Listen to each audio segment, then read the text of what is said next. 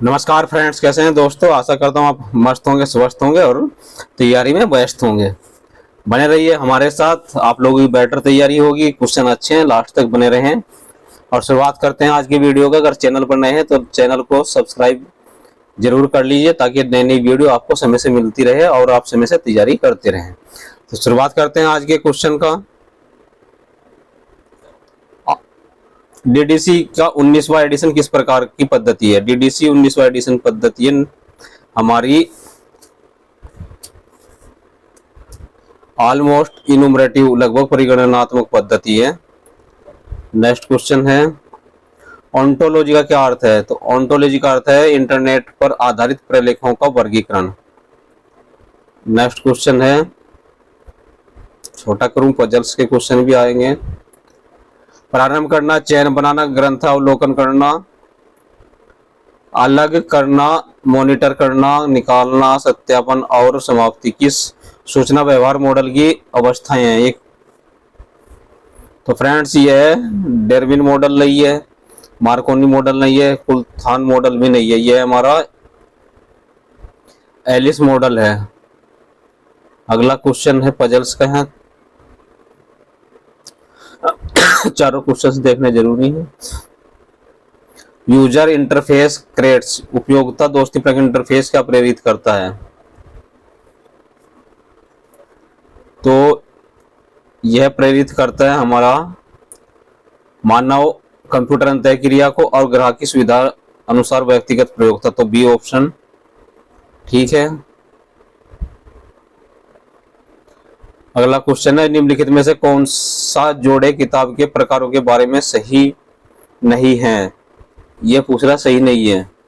तो दोस्तों general reference books होती है, सिंपल और कंपोजिट बुक्स होती है। अगर नहीं होती तो हमारी सिंगल और रेफरेंस बुक्स नहीं होती है, हैंडबुक और टेक्स्ट बुक भी होती हैं। अगला क्वेश्चन है, बिब्लियोमेट्रिक की सीमाएं, लिमिटेशंस ऑफ बिब्लियोमेट्रिक की जार। तो क्या क्या उसकी सीमाएं हैं, लिमिटेशंस हैं, वो है हमारी शोध और विकास प्रवृत्तियों का विश्लेषण तथा शोध के सक्रिय क्षेत्रों की पहचान। तो आंसर है हमारा बी ऑप्शन ठीक है। अगला क्वेश्चन है आपकी स्क्रीन पर, arrange the following bibliographies in their order of the chronological developments. निम्नलिखित ग्रंथ सूचियों को उनके कालक्रमिक विकास के अनुसार व्यवस्थित करें। तो इसमें सबसे पुरानी कौन सी लग रही है। तो सब्जेक्ट सबसे पुरानी, तो वो ऑप्शन ठीक है। ये कब आई थी सब्जेक्ट वाली, 1968, 1968 में आई थी। तो सबसे पुरानी यही है, तो वो ऑप्शन ठीक है जिसमें दो सबसे पहले नंबर पर है। और अगर हम लेटेस्ट की बात करें तो सबसे लास्ट जो थी हमारी ये बिब्लियोग्राफी सबसे लेटेस्ट है। तो ये ऑप्शन नहीं है, दूसरा पहले होना चाहिए। तो ए भी नहीं है, डी भी नहीं है, बन गया ऑप्शन हमारा जो है सी ऑप्शन बन गया है। ट्रेड बिब्लियोग्राफी कब आई थी, 1969 में आई थी, ठीक है ना। और यूनिवर्सल बिब्लियोग्राफी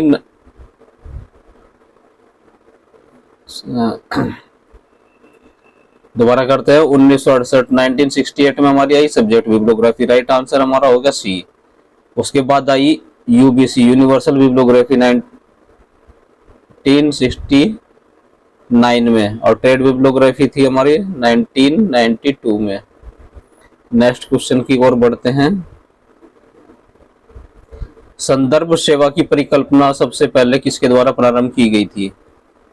तो दोस्तों ये की गई थी हमारे एस्पार्थी नहीं थे, मेलविल डीवी नहीं थे, जस्टिन विंसन नहीं थे, कौन थे, सैमुअल ग्रीन थे। Right option C. Display of the latest collection on a document in the library is a type of. पुस्तकालय में प्रलेखों के नवीनतम संग्रह प्रदर्शित करना किस प्रकार की सेवा है। तो यह एसडीआई नहीं है, मार्केटिंग सेवा भी नहीं है, रेफरेंस सर्विस भी नहीं है, ये हमारी सीएएस करंट अवेयरनेस सर्विस।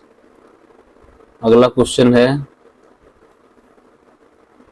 निम्नलिखित में से कौन सी सेवाएं अलर्टिंग सर्विस नहीं है? Which of the following are not alerting service? Alerting service कौन कौन सी है दोस्त हमारी?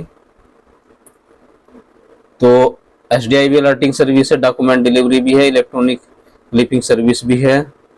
अगर नहीं है तो CAS हमारी अलर्टिंग सर्विस नहीं है।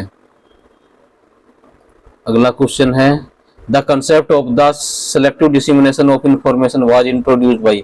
सूचना का जो चयनात्मक विकिरण की अवधारणा किसने प्रस्तुत की थी? तो ये केजर ने नहीं की थी, लंकास्टर ने नहीं की थी, रंगनाथन ने नहीं की थी, बल्कि SP लोहान ने की थी। SP लोहान का पूरा नाम है हैंस पीटर लोहान। अगला क्वेश्चन आ गया है आपकी स्क्रीन पर, चलिए करते हैं। Question number 132 accession work is done. परिग्रहण कार्य कब किया जाता है? तो बुक्स आ जाती हैं उसके बाद करते हैं, लेकिन कहाँ किया जाता है? टेक्निकल विभाग में करते हैं? नहीं करते, बल्कि कहाँ करते हैं? एक्विजिशन सेक्शन में, अधिग्रहण विभाग में। क्लासिफिकेशन विभाग में भी नहीं करते और ना ही सर्कुलेशन विभाग में करते। क्लासिफिकेशन विभाग कोई विभाग नहीं होता दोस्तों, याद रखना। किसी कॉम्पिटिशन में अगर घुमा के पूछा जाता है तो टेक्निकल सेक्शन के अंतर्गत ही कार्य होते हैं। क्लासिफिकेशन और कैटलॉगिंग टेक्निकल विभाग होता है। Books misplaced on the shelf by the readers are restored. The work refers to as पाठकों के द्वारा अलग अलग अलमारियों में किताबों को गलत निधानियों पर रख दिया जाता है। बाद में जब हम उन्हें पुनः उसी निधानी पर रखते हैं तो इस प्रक्रिया को किस नाम से जानी जाती है? तो निधानी नियतन नहीं है, स्टॉक वेरिफिकेशन नहीं है, सेल्फ रेक्टिफिकेशन है, निधानी परिशोधन हम कहते हैं इसको। अगला क्वेश्चन है phonic schedule is related with which classification scheme. जो फोनिक शेड्यूल है हमारे कौन सी वर्गीकरण पद्धति से संबंधित होते हैं? तो CC नहीं है, UDC में भी नहीं होती है, लाइब्रेरी ऑफ कांग्रेस में भी नहीं होता है। ये होता है किसमें? DDC में होता है। DDC में होता है फोनिक शेड्यूल। और DDC के कौन से एडिशन से शुरू हुआ था? ये 16th एडिशन में स्टार्ट हुआ था DDC के। अगला क्वेश्चन है the word classification is derived from the word. Classification शब्द की उत्पत्ति किस भाषा के शब्द से हुई है? लैटिन वर्ड का जो लैटिन भाषा का जो शब्द है कौन सा था जिससे क्लासिफिकेशन उत्पत्ति हुई है? तो क्लासिफाई तो नहीं था, क्लास भी नहीं था, क्लासेज भी नहीं था, क्लासेज नहीं था, क्लासिस था। बड़ा कंफ्यूजन है। ये ऑप्शन ठीक है। एग्जाम में थोड़ा ध्यान से देखिएगा। क्वेश्चन नंबर 136 सूचना का सही क्रम का प्रवाह क्या है? What are the correct order of the information. तो सूचना का सही प्रवाह है हमारा, पहले संदेश होगा, संदेश किसी न किसी चैनल के माध्यम से रिसीवर तक पहुंचेगा, तो बी ऑप्शन ठीक है। Source, message, channel and receiver, उसके बाद फीडबैक आती है। Centre for the research on user studies CURS was established. उपयोगिता अध्ययन केंद्र पर शोध के लिए केंद्र की स्थापना की गई थी। तो यह स्थापना की गई थी ब्रिटिश लाइब्रेरी के द्वारा। LC नहीं है, इफला नहीं है, नेशनल लाइब्रेरी ऑफ इंडिया भी इसका आंसर नहीं है। द सर्विस हेल्प्स द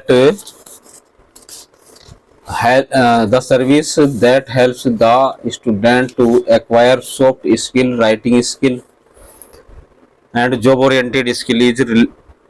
शोधार्थियों को सॉफ्ट स्किल, लेखन कौशल और नौकरी उन्मुख कौशल अर्जित करने में सहायता करने वाली सर्विस कौन सी होती है? तो रीडर्स सर्विस नहीं होती है, रेफरल सर्विस नहीं होती, यूजर एजुकेशन नहीं होती, ये होती है कैरियर गाइडेंस। बी ऑप्शन ठीक है।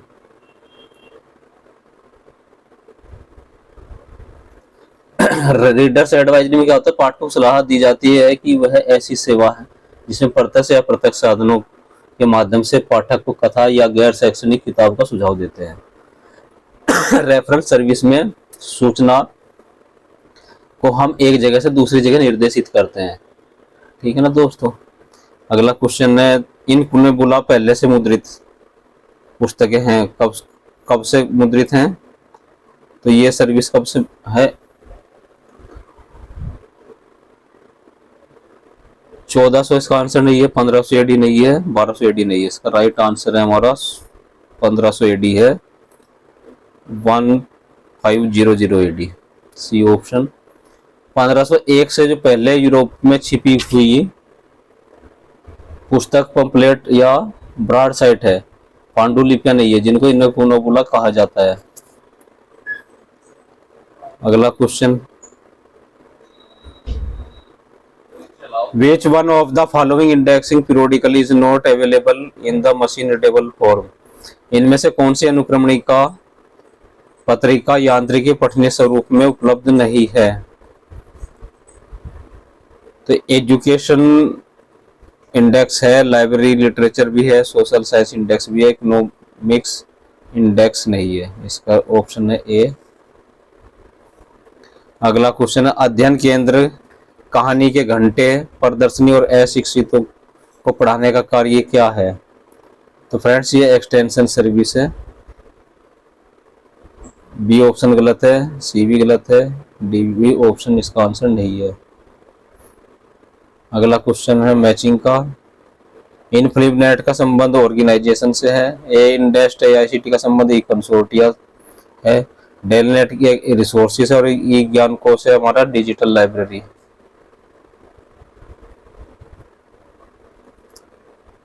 अभिकथन है, इन फिल्मनेट के द्वारा भारत में सभी तरह की पुस्तकालयों की इलेक्ट्रॉनिक्स वितरण सेवाएं उपलब्ध कराता है।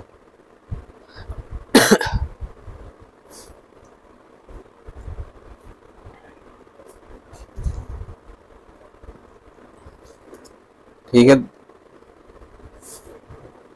कारण है या तर्क इसका है, पर्याप्त आईसीटी अभिसंरचना के कारण अधिकतर पुस्तकालय इलेक्ट्रॉनिक प्रलेख वितरण सेवा में उपलब्ध कराने की स्थिति में नहीं है।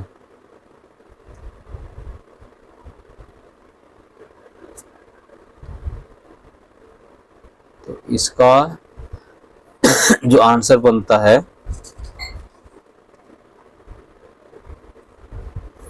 ये ऑप्शन गलत है। इनफिनिट भारत में सभी तरह के पुस्तकालयों को इलेक्ट्रॉनिक प्रलेख प्रदान करता है, ऐसा नहीं है। तर्क सही है इसका, तो ए गलत है, आर सही है। तो ए गलत है, आर सही है, ऑप्शन डी ठीक है हमारा।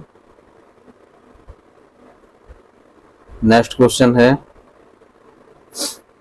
Which of the following table may be used as the required within the number of the schedules Dewey Decimal Classification 19th edition? निम्नलिखित में से कौन सी तालिका डीवी डेसिमल क्लासिफिकेशन के 19वें संस्करण की अनुसूचियों के किसी भी अंक के साथ जब भी आवश्यकता होती है उपयोग की जा सकती है? तो वो है टेबल 1। टेबल 2 आंसर नहीं है, 6 नहीं है, 4 नहीं है। अगला क्वेश्चन है, Which of the following is not a secondary source? निम्नलिखित में से कौन सा एक द्वितीयक सूचना स्रोत नहीं है?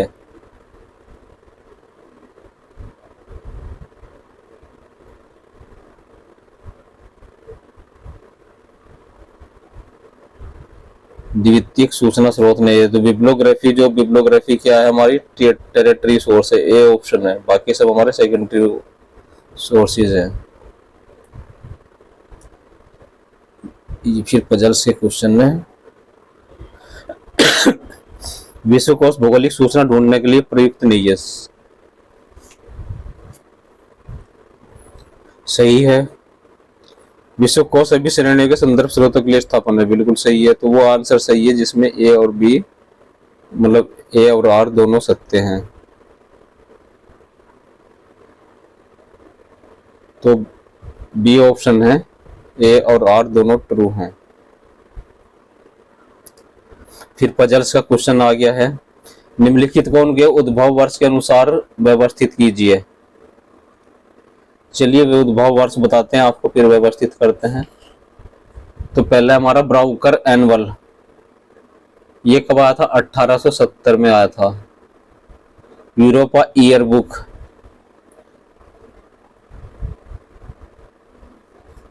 कब आई थी? 1926 में। और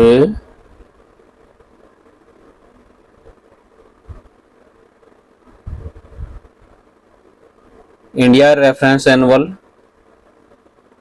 यह है 1942। तो वो ऑप्शन ठीक है जिसमें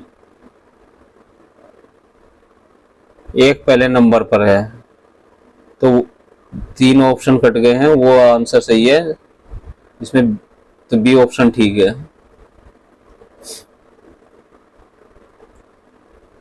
सूचना साक्षरता व्यक्ति की योग्यता की पहचान कीजिए। Identify the abilities of an information literature person. तो उसकी क्या क्या विशेषताएं हैं? सूचना साक्षर व्यक्ति की पहचान क्या होती है? एक सूचना ज्ञात करने की योग्यता होनी चाहिए, सही है, ठीक है। वह सूचना उपयोग करने की योग्यता होनी चाहिए और सूचना मूल्यांकन की योग्यता होनी चाहिए, तो वो ऑप्शन ठीक है बी, जिसमें 1, 3 और 4 सही है। अगला क्वेश्चन है, what are the process involve in the transfer of information. सूचना के अंतरण में सम्मिलित प्रक्रियाएं कौन सी हैं? तो सूचना का उत्पादन तो शामिल नहीं है, सूचना का प्रसार शामिल नहीं है, उद्धरण और सूचना का प्रयोग नहीं है, सही हो। तीनों ये एक साथ हैं। तो सूचना अंतरण में शामिल प्रक्रिया क्या क्या होगी? तो ये ए बी सी सब होगी, आंसर होगा हमारा डी। अकेले अकेले सूचना शामिल नहीं है, तो ऑप्शन डी ठीक है।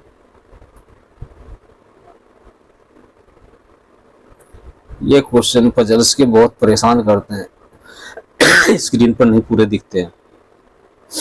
तो सूचना अधिकार अधिनियम के उपयोग की मार्गदर्शिका का संबंध किससे? संदर्भ सेवा से है। एक का 20 के साथ संबंध है, एक का संबंध है हमारा संदर्भ सेवा, तो वो आंसर सही है जिसमें ए का 4 है। तो बी, ए ऑप्शन में नहीं है ये, और सी में नहीं, बी और डी में है। तो बी और डी के बाद देखते हैं उपभोक्ता को सूचना की सूची प्रदान करना, तो वो आंसर ठीक है जिसमें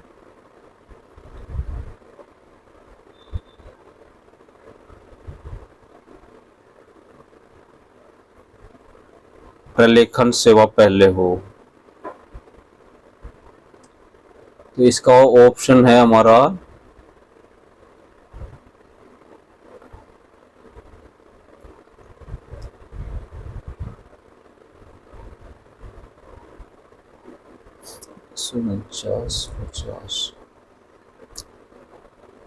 बी ऑप्शन ठीक हो गया हमारा, है ना। नेक्स्ट क्वेश्चन है,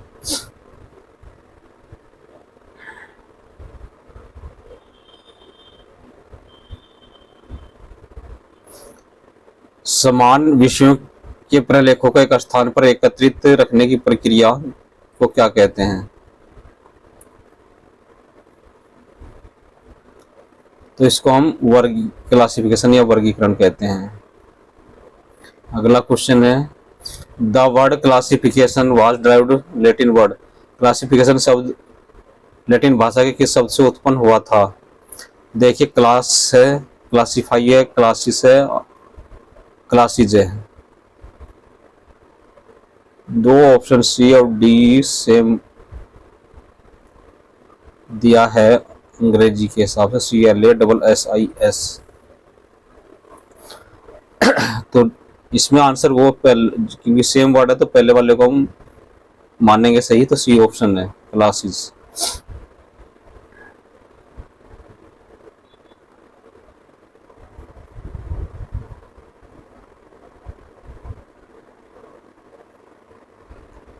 नेक्स्ट क्वेश्चन है, ये भी पजल्स का ही क्वेश्चन है। पुस्तकालय हेतु पुस्तकें खरीदने की निम्न प्रक्रियाओं का सही क्रम में व्यवस्थित कीजिए। तो भुगतान, क्रयादेश, पुस्तकों का सत्यापन, पुस्तकों का चयन।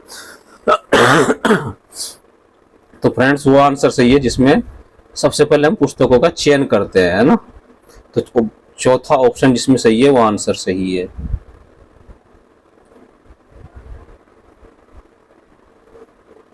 तो सी ऑप्शन ठीक है हमारा। पहले पुस्तकों का चयन करेंगे, चयन करने के बाद हम क्रय आदेश देंगे, ऑर्डर देंगे, ऑर्डर के बाद क्या करेंगे, पुस्तकें आ जाएंगी तो उनका सत्यापन करेंगे और पेमेंट हम एक्सेशन के बाद करते हैं सबसे लास्ट में। अगला क्वेश्चन है, अंकन को आशुलिपि चिन्ह के रूप में किसने परिभाषित किया है? Who defined notation as a short hand sign? तो एस आर रंगनाथन इसका आंसर नहीं है, बेंजामिन कस्टर इसका आंसर नहीं है, इमानुअल कांत भी आंसर नहीं है, इसका आंसर हमारा ईसी रिचर्डसन। बढ़ते हैं अगले क्वेश्चन की ओर। पिछले बार पर विचार किए बिना पुस्तकालय बजट का निर्माण क्या कहलाता है? इंपॉर्टेंट क्वेश्चन है, बहुत बार रिपीट होता है, तो शून्य आधारित बजट कहलाता है। अगला क्वेश्चन है, निम्नलिखित में से क्लासिकल प्रबंधन स्कूल वैज्ञानिक के जनक कौन हैं? तो फ्रेंड्स मेयो नहीं है, हेनरी फ्योल नहीं है, मैकग्रेगर नहीं है, इसका आंसर है हमारा WF टेलर। हेनरी फ्योल ने क्या किया था? तो 14 सिद्धांत बताए थे हमारे।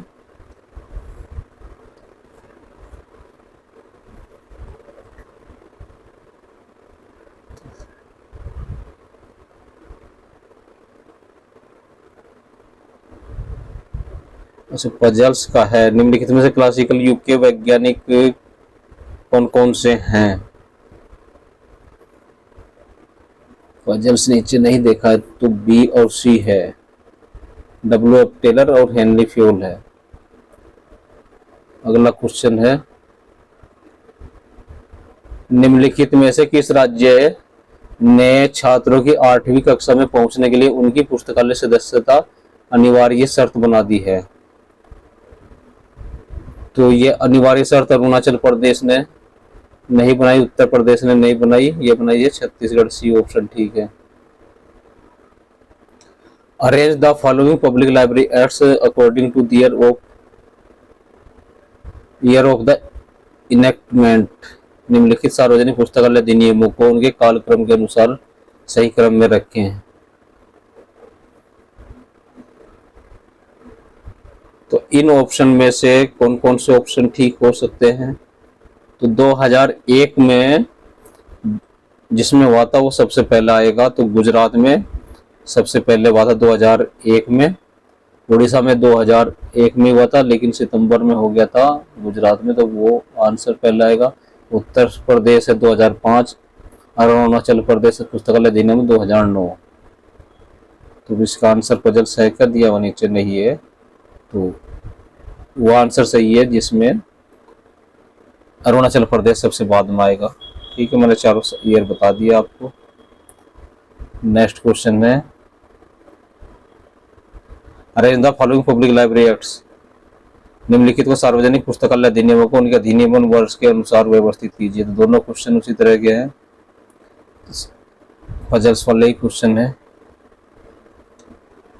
तो सबसे लेटेस्ट इसमें हमको कौन सा लगता है? उड़ीसा 2001 में आया था, तो ऑप्शन ठीक है जिसमें उड़ीसा बाद में होगा, यानी कि सी ऑप्शन बाद में होगा। तो डी वाले ऑप्शन हमारे आंसर नहीं है, कंपटीशन बचता है सी और डी ऑप्शन के बीच में। और कर्नाटक में सबसे पहले हुआ था इनमें से 1965 में, कर्नाटक 1965, और उड़ीसा अभी हमने जैसा कि बताया 2009। तो 1965 वाला पहले आएगा, तो कर्नाटक बी है। तो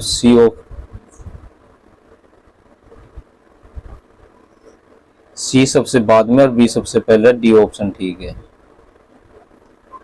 अगला क्वेश्चन है, मैंने एक वीडियो अलग से बनाई हुई है, इसके लिए भी देख लीजिएगा। विच of the following is not covered under the intellectual property right, बौद्धिक संपदा अधिकार के अधिनियम किसमें शामिल हो। और एक बार बार बोलता हूँ, एटम ऑफ लाइब्रेरी साइंस नाम से वीडियो है, उसमें इस तरह के सारे क्वेश्चन शामिल हो जाते हैं। ऐसा कोई कंपटीशन नहीं है हिंदुस्तान का जिसमें 5 से 10 15 तक क्वेश्चन उससे तैयार ना हो। तो ये कह रहा बौद्धिक संपदा अधिकार के अधीन इनमें से क्या शामिल नहीं है। तो दोस्तों कॉपीराइट शामिल होता है, पेटेंट शामिल होता है, ट्रेड मार्क भी शामिल होता है। शामिल नहीं होता तो थिजोरस शामिल नहीं होता, डी ऑप्शन ठीक है।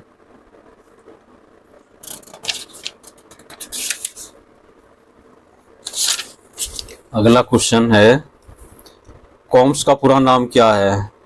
COMS का पूरा नाम है हमारा कोर मेमोरी सेमीकंडक्टर नहीं है, कोर मेमोरी ऑफसेट सेमीकंडक्टर नहीं है, कैपेसिटिव मेटल ऑक्साइड सेमीकंडक्टर नहीं है, इसका पूरा नाम है complementary metal oxide semiconductor, D option ठीक है। नेक्स्ट क्वेश्चन है, वैक्यूम ट्यूब ट्रांजिस्टर की स्थानांतरित किए थे। तो दूसरी पीढ़ी में हुआ था हमारा ट्रांजिस्टर का उपयोग, second generation of computer, C option ठीक है। अगला क्वेश्चन है, which company manufactured the first micro processor 4004, पहला माइक्रो प्रोसेसर कंपनी के द्वारा बनाया गया था। तो ये एनसियोन प्राइवेट कंपनी नहीं है, PLX कंपनी भी नहीं है और एनवीडिया भी नहीं है, इसका आंसर है इंटेल कॉर्पोरेशन।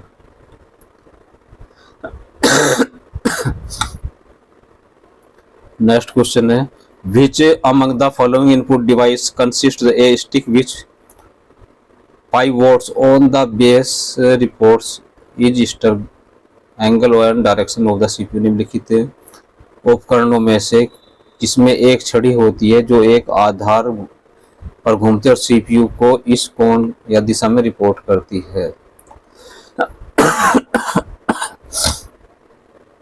तो इस क्वेश्चन का आंसर है माइक्रोफोन नहीं है, लाइट फैन नहीं है, कीबोर्ड नहीं है, यह है जॉयस्टिक है, डी ऑप्शन ठीक है। किस रूप का डिवाइस डिजिटल सिग्नल को किसी एक ऐसे रूप में रूपांतरित करता है जो उपयोगकर्ताओं के लिए सुगम होता है। तो स्टोरेज डिवाइस, कीबोर्ड, इनपुट नहीं आउटपुट, राइट आंसर डी है। How does laser printers print, laser printer कैसे प्रिंट करता है। तो दोस्तों ये पेज बाय पेज करता है, सी ऑप्शन ठीक है। लाइनेक्स यूनिक्स क्या है। तो ये टाइम शेयरिंग सिस्टम है, टाइम शेयरिंग ऑपरेटिंग सिस्टम है ये, BCD रॉन्ग आंसर है। निम्नलिखित में से किसका नाम क्लास नाम के समान होना चाहिए। तो वेरिएबल आंसर नहीं है, मेथड इसका आंसर नहीं है, कंस्ट्रक्टर आंसर है हमारा, सी ऑप्शन ठीक है। हेडर फाइल भी इसका आंसर नहीं है।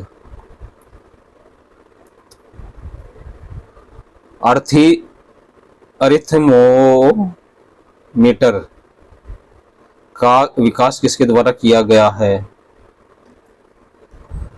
तो अरिथमोमीटर का जो डेवलपमेंट या इन्वेंट है वो किया गया है हमारा पेरिसेली ने नहीं किया था, टेलर ने नहीं किया था, ताऊ शेख ने नहीं किया था, चार्ल्स जेवियर थॉमस ने किया था, बी ऑप्शन ठीक है। अगला क्वेश्चन है, माइक्रोसॉफ्ट एक्सेल 2019 में रिक्त कार्य पत्रक में आज की तारीख के लिए निम्नलिखित में से कौन सा फंक्शन है। तो ए ऑप्शन नहीं है, सी नहीं है, बी भी नहीं है, वो है हमारा डी ऑप्शन टू डे। अगला क्वेश्चन है, प्रेजेंटेशन में खूबसूरती रूप रंग बढ़ाने के लिए निम्नलिखित में से कौन सा तरीका अच्छा नहीं है? अच्छा नहीं है कौन सा तरीका? तो पर्याप्त जानकारी दिखाने के लिए स्लाइड में 12 से 15 बुलेट पॉइंट का उपयोग करना ये सही नहीं है। नेक्स्ट है, कंप्यूटर विज्ञान में आमतौर पर इस्तेमाल किए जाने वाला संक्षिप्त नाम SQL क्या है? यानी कि उसका पूरा नाम पूछ रहा है, SQL का फुल फॉर्म पूछ रहा है। तो सिस्टम क्वेरी लैंग्वेज इसका आंसर नहीं है। सर्च क्वेरी नहीं है, यह structured query language, C option ठीक है। अगला क्वेश्चन है, which of the following option specify how many instances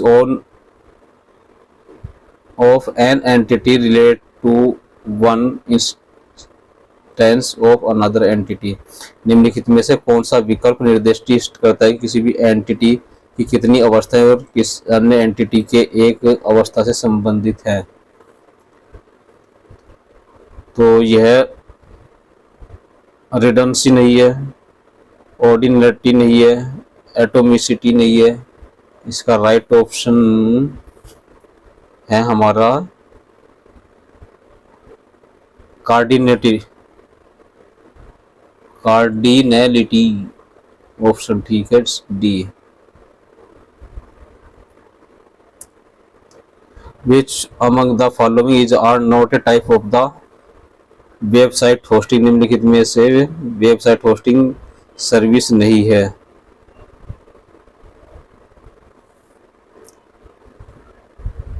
hosting service कौन है? शेयर्ड वेब होस्टिंग होती है, ठीक है दोस्तों। डेडिकेटेड होस्टिंग होती है, वर्चुअल प्राइवेट सर्वर होता है, क्लाउड वेब होस्टिंग होती है, ग्रिड होस्टिंग होती है। तो इनमें से किस प्रकार नहीं है? तो वो हमारी है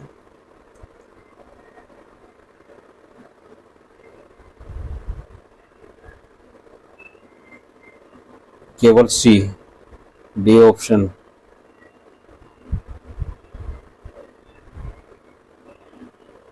ग्रिड होस्टिंग सर्विस नहीं होती, ग्रिल नहीं होती, ग्रिड होती है। नेक्स्ट क्वेश्चन है, server are computer that provide resources which are enacted. Server के वे कंप्यूटर हैं जो संसाधन उपलब्ध कराते हैं, जो कि जुड़े होते हैं। किससे जुड़े होते हैं? ये सब क्लाइंट से नहीं बल्कि नेटवर्क से जुड़े होते हैं। Super computer main frame computer से इनका संबंध नहीं है, बी ऑप्शन ठीक है। अगला क्वेश्चन है, निम्नलिखित में से कौन सा एक स्विचिंग तकनीक नहीं है? तो सर्किट स्विचिंग होती है, नहीं है तो डाटा स्विचिंग, पैकेट स्विचिंग भी होती है, मैसेज स्विचिंग भी होती है, बी ऑप्शन ठीक है। स्विचिंग टेक्निक में डाटा स्विचिंग नहीं होती है। अगला क्वेश्चन है, कृत्रिम बुद्धि का लक्ष्य नहीं है। तो दोस्तों कृत्रिम बुद्धि का लक्ष्य नहीं है हमारा मानव कर्त प्रकृति और आदतों को संयोजित कर उन्हें अधिक परिष्कृत बनाना, सी ऑप्शन। अगला क्वेश्चन है, दूरसंचार विभाग को कोई एक वेबसाइट करने का निर्देश दे सकता है, तो वो निर्देश दे सकता है भारत कंप्यूटर आपातकालिक प्रक्रिया दल भारत, डी ऑप्शन ठीक है। अगला क्वेश्चन है, which of the following is not benefited the cashless payment. निम्नलिखित में से कौन सा कैशलेस भुगतान का लाभ नहीं है? तो ये होता है डिजिटल उपकरणों के स्वतंत्र, ये ऑप्शन ठीक है। अगला क्वेश्चन है आज का लास्ट क्वेश्चन, डेटा फील्ड के भीतर वर्णों का एक सेट के रूप में किसे जाना जाता है? तो डाटा स्ट्रिंग को जाना जाता है, डी ऑप्शन ठीक है। और फ्रेंड्स अगर चैनल पर अभी तक भी सब्सक्राइब शेयर नहीं किया तो आप लोग कर लीजिए। मिलते हैं नए वीडियो में, नमस्कार।